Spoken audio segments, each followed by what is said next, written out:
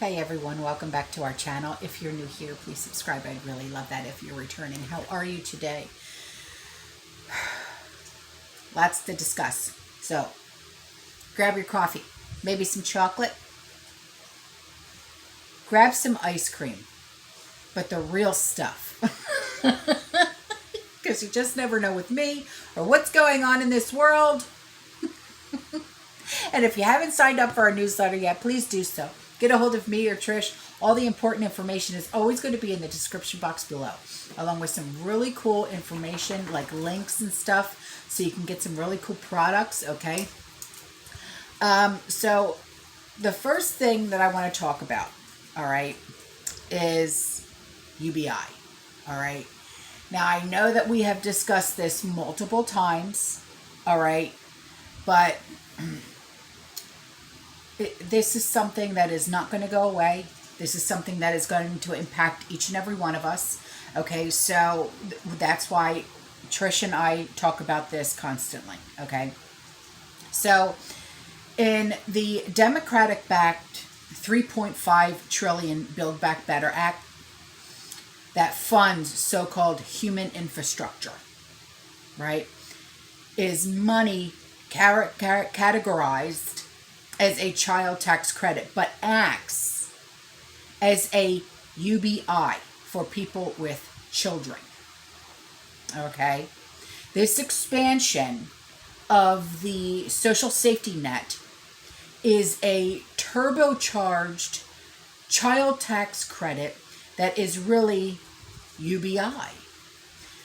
Which, if you're new here, okay, and you don't know what UBI is universal basic income, okay? Now, which will discourage work and cost about $1 trillion. The Wall Street Journal editorial board has said all of this, okay? Now, while the bill extends the tax credit through 2025, the editorial board argues neither Republicans or Democrats running Congress, hang on, I have my windows open because it's so beautiful, or the White House will ever repeal it. Democrats expanding the 2021 credit to $3,600 for children under 6, $3,000 for older dependents as part of the March COVID-19 relief bill. It was an increase from the $2,000 that Republicans offered with their 2017 tax reform plan, which was an increase from $1,000. Since it is a refundable credit, it's paid in a check to those who don't owe any income tax. Or I'm also guessing if you are not behind like on your child support and stuff like that, right? Now, in July, the IRS started paying part of the credit in monthly checks. All the better to get recipients hooked on regular government payments. It has kicked free of any connection to income or taxes and is now full-fledged entitlement. Some proponents argue it could cut child poverty in half. However, Robert Doar, the DOAR, okay, who ran welfare programs in New York, warned that sending families checks without considering the circumstances of a household could make families appear less poor on paper, but could do little or nothing to actually change their circumstances. In America today, there are 10 million jobs and not enough workers to fill them. Instead of paying people to stay home,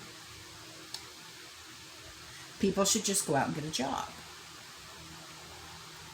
And we've said this how many times? How many times? There's all these jobs. Okay, how many times have we gone out to stores and there's hiring signs on every door of every store window and stuff like that? Is anybody actually hiring, or is this just a facade? They're not actually hiring. They just have to put the signs up to make it look as if. So, that's just one thing that, it, I don't know. So, this was sent to me, okay? The National Weather Service has warned in a tweet. Why they do this, I'll never know. Warning in a tweet. Not everybody has Twitter or social media, right? I don't, outside of this, I don't do Twitter. I don't do Facebook. Sean has Facebook. Andrew has Facebook. I'll go on Sean's Facebook every once in a while to go talk to one of my sisters. Other than that, I don't care. Now, this is what they warned. Now, I don't know if you guys have seen this. I'm just going to put it out there, okay? Jeez Louise.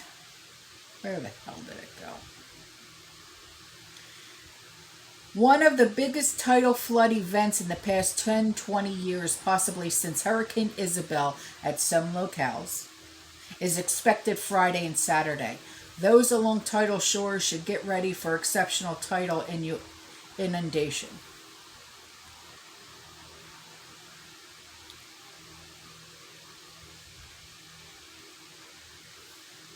I don't know.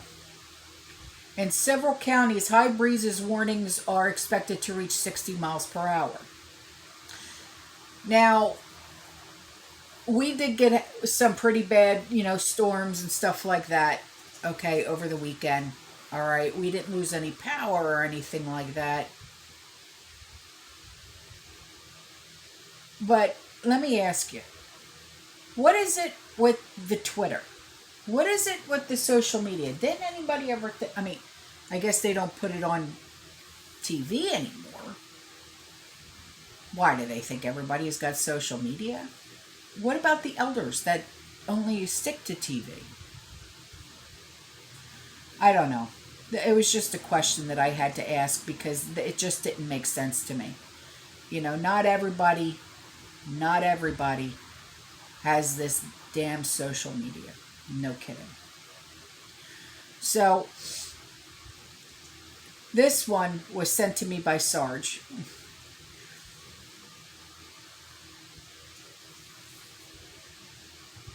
Speaking at the United Nations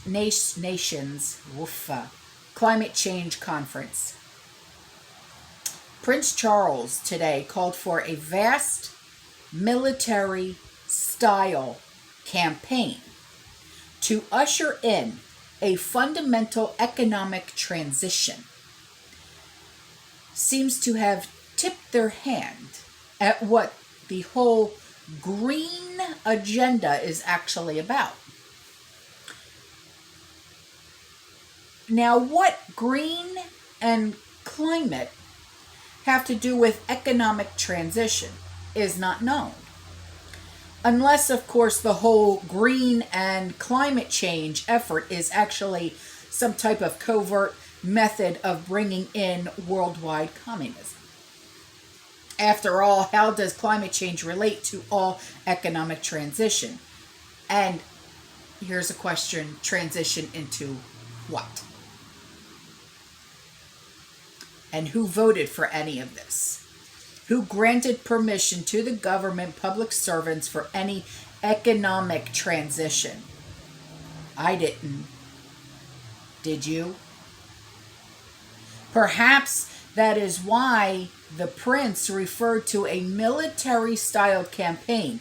Maybe they think they can actually force us into an economic transition. The Prime Minister of the United Kingdom also spoke at the same meeting. In his remarks, Boris Johnson, his hair, it kills me. Every time I see this guy, his hair, he's like, I don't know. Can you imagine going through life with hair like that? Said, I'll be asking the world leaders to take action on coal, cars, cash, and trees. to keep alive the prospect of limiting global temperature rise above 1.5 degrees. What does cash have to do with climate change? I don't know. That's a really good question. Thank you, Sarge.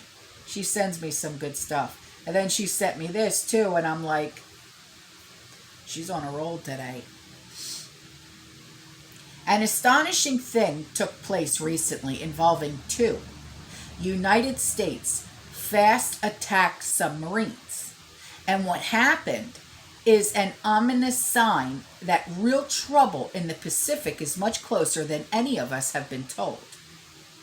On October 20th, the USS Jimmy Carter, the single most advanced nuclear-propelled submarine in the U.S. Navy, popped up near San Diego and headed into port. Once it was placed at dock by two tugboats, the crew did not disembark. Instead, the tarps were placed along the entire dock to prevent anyone seeing what was taking place. Material handling equipment, like fork trucks, went out onto the dock, then straight job trucks with concealed cargo headed out also. Whatever the trucks were carrying was apparently loaded into the submarine. The trucks and material handling equipment then departed off the dock. The tarps were taken down, and the submarine was pulled away from the dock by the same two tugboats and sent immediately back into sea. Then, 3 days ago, another submarine from the same class, the USS Seawolf, led boat in its class, popped up outside of San Diego, just like the USS Jimmy Carter. 5 days earlier was brought back to dock by two tugboats, and the entire operation that was done with the Jimmy Carter was also done with the Seawolf. Once whatever was loaded into that sub, the sub was towed away back from the dock and put immediately back out to sea. The way to tell the difference between the Seawolf and the Jimmy Carter is the length of the vessel. It's worth noting that both of these submarines are normally based in Washington State. But travel from San Diego to Washington would add almost a full day to the travel time, and apparently whatever needed to be put on those submarines needed to happen fast. Fast enough that travel time to Washington made a difference, and San Diego was used instead. The whole thing is very unusual. Huh. It is unusual. So then this was popped up in my news feed. So I wanted to talk about this really quick because this affects all of us in Florida. All right. Fresh water is a finite commodity. We have the same amount of water as our ancestors. The amount in supply doesn't change much anywhere. Water is water. The fresh water you see today has been around for centuries. So why is fresh water suddenly a problem today? Because Florida is running out of fresh water from the Floridian aquifer. The aquifer has been relatively affordable, reliable, and clean water supply source over the past few centuries.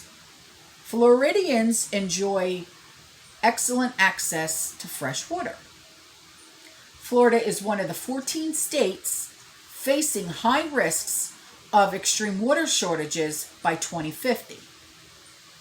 According to the Natural Resources Defense Council's recent study. Unfortunately, some parts of Florida are facing even worse outcomes than others. Southern states counties are at risk of running out of fresh water sooner, and some counties barely have enough running water to supply the current population. The Price of Sprawl published a map outlining Florida's water supply issues, and most counties are either empty or running low of fresh water. These dangers could be underestimated according to a scientific article published in Nature. Now take into account all the landscape irrigation, meat production, agriculture, and other water-intensive industries. The population of Florida has been growing at a remarkable pace, and yes, it's insane. You put a house up on the market today, it'll be sold by tomorrow. And it's not by somebody who lives in Florida that's buying it. It's someone from up north that's coming down here to buy it. All right? Or it's one of those big market companies that's buying up all the homes. Right? So, in the past 100 years, the population skyrocketed by over 2,000%. From 962,000 in the 1920s to 21.5 million in 2019. The amount of fresh water hasn't increased following the population boom. Today's Floridians have the same amount of water as in the 1920s. The increase in population has only strained the water supply, and more people simply equals more gallons of water per person of daily use. Then, more people also equals more trash and more pollution. And the more pollution means less drinkable water per capita. The more people, the more challenging it becomes to sustain a drinkable water supply system. Now, water goes through a hydrological cycle and lands back in lakes, rivers, seas, okay? So we're never really losing water, but this water gets polluted and contaminated beyond human use. And Florida quickly needs to start thinking about preserving natural resources. And the alternative is obviously devastating. So now is the time, for, people, like-minded people, okay, to learn how to preserve water. Okay, let's get our rain collecting water barrels. Okay, let's collect rainwater. Okay, think of some ways. Come on, throw those ideas out. All right, even if you don't live in Florida, throw some ideas our way. All right, because listen, this is not going to end well. It's really not. All right? I love you. I'll see you in the next one. You stay safe. You stay positive. You keep prepping. Right on? And I'll see you later on.